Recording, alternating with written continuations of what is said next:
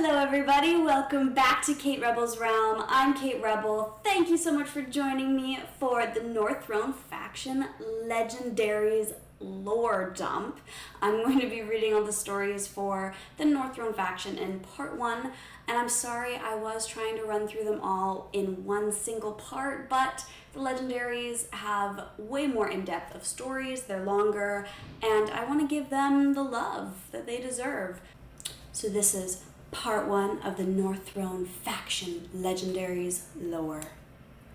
I've been filming a lot of things and I'm on my computer every day, and we all need a little bit of protection every now and then. So sue me. I'm gonna wear my blue screen glasses and I hope that it doesn't provide too much of a glare, but I don't want to wreck my eyes. Health first, guys. Starting with Jira. Whoa, she is really cool. The Golden Lioness. Once controlled by Cujo. I don't think that's how you say it. I don't think she's controlled by the dog from the Stephen King book, okay? It's probably Cujo. That doesn't sound much different. I'm gonna call him Cujo. Once controlled by Cujo, this warrior overcame the deity's will with her noble soul. Her prize was a powerful body that surpassed mortal limits. Okay, girl, let's go. The Golden Lioness. She slew a god. What chance do you imagine having? Fallon, to a tavern rogue. Wait, do you think he's like talking to some rogue in a bar and they're like, dude, Jira, she's a baddie. Look at how cool she is. She's hot. Hell yeah. And Fallon's like, really? She slays gods, dude. You don't have a shot. While few are immune to gross manipulation, control at a cosmic scale is another game entirely. When Jira the Golden Lioness turned to the gods, she did so in good faith. When she could no longer trust them, she turned within. It's been centuries since the collective splintered into two, reverberations of its schism echoing painfully throughout Taya. In answer to the Chaos Dominion, comprised of those who turned to demonic magic, the Supreme Arbiters formed and opened their souls to holier deities, aiming to fight fire with cleansing light. But gods are not without their ambitions, and many viewed the vulnerable Arbiters as pawns to be maneuvered in their infinite war against demons. Jira was to be one such pawn. As the Arbiter's most adept warrior, Jira was selected for a binding ritual that would align her soul with one of the gods. She was loath to give up her autonomy, and only the silver tongue of Praetus convinced her to bear her soul skyward for the sake of Taya. Of all who bid for her, ultimately Cujo the lion god melded with the young warrior. Their fusion was profound, and Jira felt an otherworldly strength coursing through her. The once mortal warrior became a force of nature, her every movement resonating with godly power. Yet as the days passed, darkness seeped into her consciousness. Unbeknownst to Jira, Cujo sought to use her as a weapon. A merciless force that would obliterate countless sacrificial innocents in pursuit of inflicting suffering on his demonic foes. Haunted by dreams of tearing the jugulars of commoners, Jira realized the true nature of her alliance, resolving to free herself from the lion god's malevolent influence. With clear eyes, she confronted Cujo on a mystic plane deep within herself. A fierce battle ensued, physical and spiritual. Jira fought not only against Cujo, but the tendrils binding their souls. In a moment suspended in time, she plunged her blade into Cujo's heart, rending their connection. As Cujo's form dissipated into ethereal wisps, Jira fell to her knees, breathless. The severance had taken its toll, but she had reclaimed herself and saved countless lives. Today, Jira wields a hammer and dons armor-bearing likeness to Cujo, paying homage to her most challenging foe yet. She vowed to never again surrender her free will, a defiant stance that left some arbiters to question her loyalty to their cause. What? Oh my god! You know what? I want her to show exactly what she wants, because I don't think we really got that from her. What is up with her? That's like not great range. That's kind of the range of a defender, not a fighter. You can't even increase her range with awakening? Girl, you might have had better range if you just stayed with Cujo. Maybe Cujo had rabies. Brokir, with frost in his veins, Hars's blacksmith freezes those who stray too close and shields allies with ice. Brothers in the snow. There is no dwarf alive that can craft a finer blade, but don't ever pat his head. He's touchy. King Hars. On one of King Hars's rare ventures south, he passed through the Dwarven Mountains seeking a replacement for his broken blade, one that could withstand the harsh wear and tear of the northern tundra. He'd heard rumors of a Dwarven blacksmith possessing great talent, but who was considered somewhat a pariah due to his affinity for enchanting, a practice shunned by most dwarves. The blacksmith's name? Brokir, the Frosthammer. So impressed was King Hars with Brokir that he all but pleaded with the dwarf to travel with him north to Fort Blacklast, where he would assume command for the fort's forge and be free to craft and enchant weapons for all of the forces stationed there. Taking one look at the empty registry of dwarven clientele, Brokir agreed. The north suited the dwarf well, and he quickly garnered the respect of the warriors under King Hars's command. It didn't hurt that he could outdrink the entire company, and when he sent one knight through a wall for patting him on the head in praise, the men knew he was truly one of their own. When King Hars led an expedition to vanquish a band of ice trolls wreaking havoc on passing travelers, Brokir offered to accompany his most trusted friend. The king was touched, but asked Brokir to remain behind to look after the fort. When several days passed without word from the expeditionary force, Brokir feared the worst and set off alone through the tundra to learn the fate of the man who'd given him new purpose. In the midst of a blizzard 2 days later, a young sentry spotted a small but stalwart figure trudging through the chest-high snow carrying an unconscious man more than twice his size.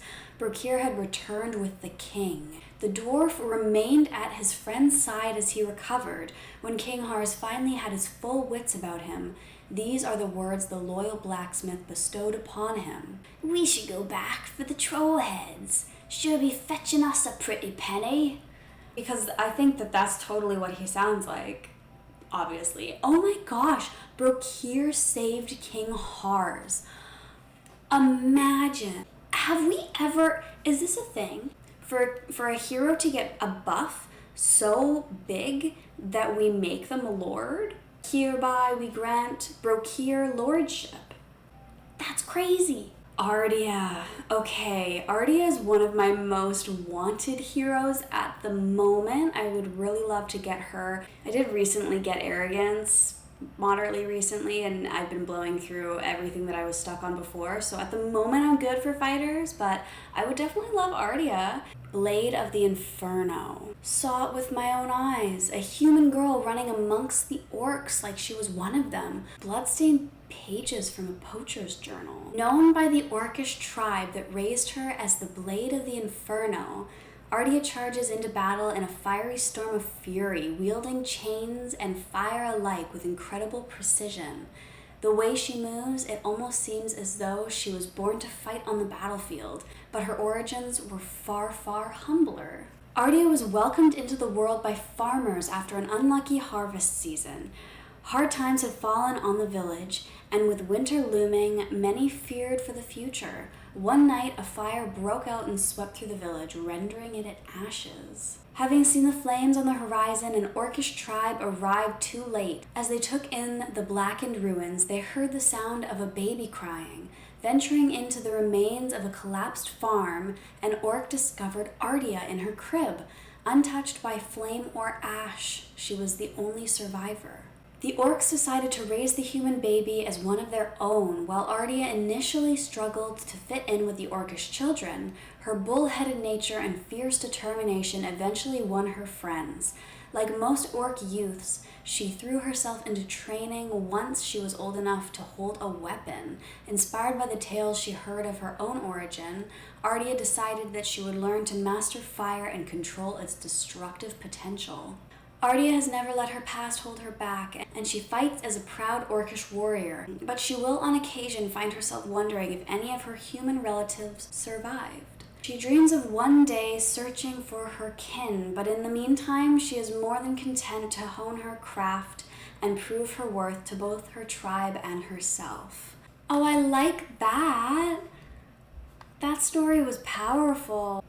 Falsia, demon hunter, okay. Wield your blade with care lest you become more monstrous than that you hunt. Old Masunian hunter's proverb. Falsia, the tri-blade daemon's bane, is no stranger to pointed questions about the 3 swords she carries.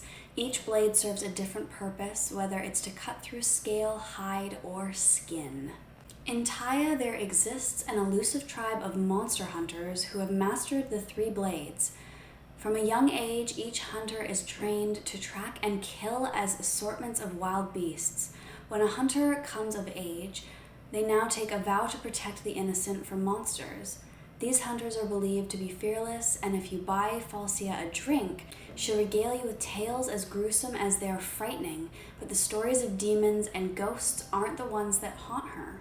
One might wonder how a monster hunter can afford to cover an entire tavern's drinks for a whole week, but as Falsia tells it, there's good coin to be made in hunting beasts. One of her most popular stories involves a group of traders who sought her help to rid themselves of a pesky dragon. They offered enough pay to cover a year of hard work. When Falsia recounts the tale, she embellishes the details. The acrid smell of smoke in the air, the sting of fire searing her shoulder, the dragon's final defeated bellow. She leaves off the clutch of dragon eggs that the traders had set their greedy eyes on. The dragon, you see, was merely an obstacle standing in her way of their wealth. The dragon was slain, but the traders mysteriously met their ends too. Even years later, the tale keeps Falsia awake on long nights, and so she entertains herself by spending her ill-gotten coin on drink and entertainment. If there's a job, she'll do it. She swore on her swords that she would protect the innocent. But lately, she begun to wonder if the monsters are the most dangerous prey she hunts. Interesting. Okay, so she's just like straight to the point monster hunter. That's pretty cool. And she makes bank doing it, and she looks cool, and then she just goes to the taverns and has a good time. Sadie. Sadie's just a little bard girl. What do you want from her? Oh, see? Rallying songbird. Shut your yap, you bloody knuckle dragger. Sadie's playing a tune. Soldier of Fort Blacklast. Her eyes are so dead. She has nothing. She's just like, if it hadn't been for Cotton Eye Joe, I've been married a long time ago. Where did you come from? Where did you go? Where did you come from, Cotton Eye Joe? When the soldiers of Fort Blacklast return from skirmishes against the vicious enemies of the North, it's not the roaring heat of the fort's great hearth that warms them most, but Sadie, the rallying songbird and the tunes she weaves with her magical lute. Now a famous, boisterous performer able to outdrink any soldier she inevitably woos, Sadie rarely speaks for her mysterious origins. So what brought this enigmatic minstrel so far? Gather round the fire and listen to her tale. Born to a contemptible duke of the Masoon Empire, Sadie's early life was fraught with all the duties associated with one of her noble status. Etiquette classes, balls, public appearances, none of which she expressed any interest in whatsoever.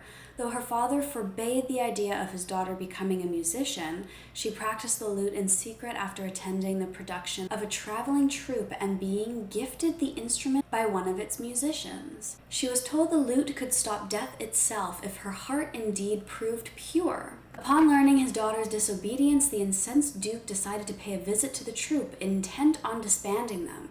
Becoming enamored with one of the performers, the duke had his men cut her down alongside her husband when his advances were rejected. Unbeknownst to him, he had laid the seeds for a tale of revenge enacted by one now known as Hex, the mad diviner, the adopted son of the murdered couple. The Duke was slain in his own quarters by Hex, but was witnessed by Sadie while attempting to flee. She'd come to denounce her father after learning of the massacre. Recognizing the girl from the performance, he slashed her across the ribs, believing she'd intentionally led the Duke to cut down his adoptive parents. Mortally wounded, Sadie crawled to her quarters, desiring nothing more than to play one last song with her lute. Miraculously, the music sealed her own wounds. The musician had been right all along. Knowing her life would be in danger the longer she remained, Sadie abandoned all titles and fled north, leaving her vile father's estate behind. Welcomed by the men of Fort Blacklast, Sadie reinvented herself as the resident songbird, happy to lend a hand alongside healers like Gwendolyn, the diviner of the North. She keeps her bags packed, however, ready to move on should Hex return to finish the job. Oh my gosh. Oh my gosh. So Hex literally thought that Sadie led her dad to them. I mean, she kind of did, but not on purpose. She liked these guys. She wanted to get away from her dad. She left his entire estate behind. She was rich. She left it because she never wanted to be around him or with him. She had nothing to do with it, Hex. Oh my gosh. But that also makes sense as to why Hex is how he is, because he's a little bit... I'm the Joker, baby. Gwendolyn is so giving the Golden Compass. Probably more Narnia. Gwendolyn is our last story of today's part 1 of the North Throne faction, Healing the Tundra. Life in the frozen north is difficult, and naturally such circumstances often lead to conflict, crime, and violence. With the disparate interests of the many people of the north, from the Frost tribes to the settled noble warriors in Fort Blacklast, Gwendolyn oversees and advises on a wide range of matters as the arbiter of the land, helping to provide a healing light and steady the strained realm. Found abandoned in a cave below a glacier as a child, dressed all in blue and wearing a medal with a symbol of the elemental gods on it, Gwendolyn's origins are a mystery. It was widely assumed she was one of the many Frost Tribe children left out exposed to the elements in the hopes she would either be taken as a sacrifice or be protected by the elements. However, she was found wearing garments highly unusual for the Frost Tribes and seemed unusually advanced for her young age, able to speak and saying her family had all been killed in a blizzard. Other rumors whispered in the corridors of Fort Blacklast of her true origins include that she is a gift from the elemental gods to provide unity and healing in their fight against darkness and the frost giant, or that she is a kindly descendant of the old tribes, magical beings who were among the first kind to inhabit Taya and take care of those who are truly good. Whatever her background, Gwendolyn does not talk about it and seems only to care about what she considers her holy mission of caring for the people of the North. She possesses incredible knowledge, only possibly linked to the divine rather than simple magic, and is so dubbed the Shining Light of the North. While she spent years in the cave she was found, insisting she stay there to be open to all, it soon became unsafe as frost giant raids increased. King Hars begged her to take refuge in Fort Blacklast, giving her a room next to the throne room. As if she knew something, Gwendolyn finally agreed to move away from her cave on the condition Frost Tribes and all who wanted to see her still could. Her arrival in Fort Blacklast was well timed, and without her healing power, it is likely the North would have been lost to the forces of darkness in the siege of Fort Blacklast. She calmed the divisions after the siege, finding those who had betrayed Fort Blacklast in battle, bringing them to justice by not having them killed, but sentenced to rebuild their castle. Gwendolyn now spends her time roaming the North, giving advice in all matters from politics to justice. Yet, as the North is a suspicious realm, not everyone trusts her. Nonetheless, her advice is welcome, and she is adored by the people of the North as a symbol of divine peace in a time of conflict. Okay, that one was really hard to read. And I don't know if it was just me, but it was written so strange. And I don't even know what I just read, to be honest. I was like super excited to read hers, but the writing was so challenging. AI generated, maybe? I liked the beginning of it quite a lot, how she was found in a cave and she didn't want to leave the cave because she was like trying to protect it. And if anyone she knew was trying to come, she could help them. I do like the concept, but ooh, that was just a kind of a mess. But that's okay. That's okay. We've had a couple of those. It's not the end of the world. But that will be the end of today's video for part 1 of the North Throne faction. Thank you so much for joining me on this. I had so much fun. We actually had some really great stories. I loved Artio's and Sadie's. I thought they had great stories. Stay tuned for part 2. Thank you so much. I'm Kate Rebel. This is Kate Rebel's Realm, and I will see you guys next time. Mwah! It's been 1 week since you looked at me. Haunted by dreams of tearing the jugglers? Girl, what? You ain't even close. Those making the jugglers cry. Who's a good little guy? Who's a good little guy? Imagine that little tuft and you're just like, who's a good little guy? And he gets really feisty and he's like, stop, stop. I'm out of my rhythm, out of my element.